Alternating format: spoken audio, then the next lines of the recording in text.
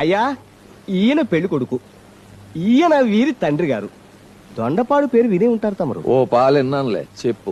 ఆ ఊళ్ళో railway station తప్ప మిగతా అంతా వీరిదే. ఏం ఆ స్టేషన్ మాత్రం ఎందుకు వదిలేశారు? వీరి తాతగారు తెలియక గవర్నమెంట్ దానం చేసేట, అది తప్పు అని ఈయన కోర్టుకు ఎక్కారు. కేసు కొట్టేస్తే హైకోర్టు కని బయలుదేరారు. భార్య గారు చచ్చిపోయారని తెలిసి వెనక్కి తిరిగి వచ్చారు. అలాగా అయితే పెళ్లి కొడుకు గారి తల్లి అవుట్ అన్నమాట. మా అమ్మ చావు నీకు నవ్వుగా ఉందా? ఆ నవ్వు చూసి మీరే ఫీల్ అయిపోకండి, అది టీవీ నవ్వు. టీవీ నవ్వా? మరే మా వాడు ఫ్లాష్ బ్యాక్ లో టీవీలో వార్తలు చదివేవాడు. మంచైనా చెడైనా సరే నవ్వుతూ చదవడం అలవాటు చేసుకున్నాడు.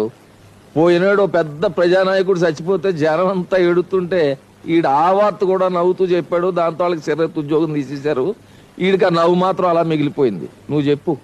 అబ్బాయి పేర 100 ఎకరాలు మాగాని ఉంది. యాపీసు దున్నడం వచ్చా? అబ్బాయి ఎందుకు కష్టపడుతున్నానండి, 10 ట్రాక్టర్లు ఉన్నాయి. ఇంకా యాపీసు తోలడం వచ్చా? తోలవలసిన కర్మ మాత్రం ఏమిటండి, 10 మంది డ్రైవర్లు ఉన్నారు. పోతే ఎవరు? నువ్వు కాదులే డ్రైవర్లు. ఐసి నువ్వు ప్రొసీడ్ అయిపోవాయా? ఆవులైతేనే గేదెలైతేనే పాలిచ్చే ఓ 16 ఉంటాయి. సరే యాపీసు పాలు పితకడం వచ్చా?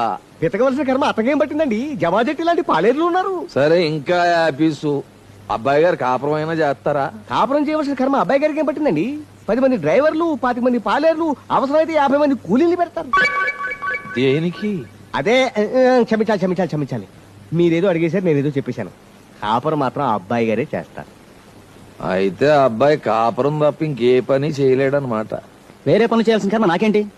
పెళ్ళాన్ని పోషించవలసిన కర్మ. దానికి అబ్బాయి గారికి లోటు ఏమిటండి, ఎడాపెడా బోల్డ్ డబ్బు. రేపది పోతే ఎందుకు పోతుంది? డబ్బు గనక. సపోజ్ రేపు ఆయన హైకోర్టుకి వెళ్ళాడే అనుకో, అక్కడ కేసు ఫెయిల్యూర్ అయిపోతే దొండపాడులో బెండకాయ ముక్క కూడా మిగలదు. అప్పుడు మా అమ్మాయి ఏం చేయాలా?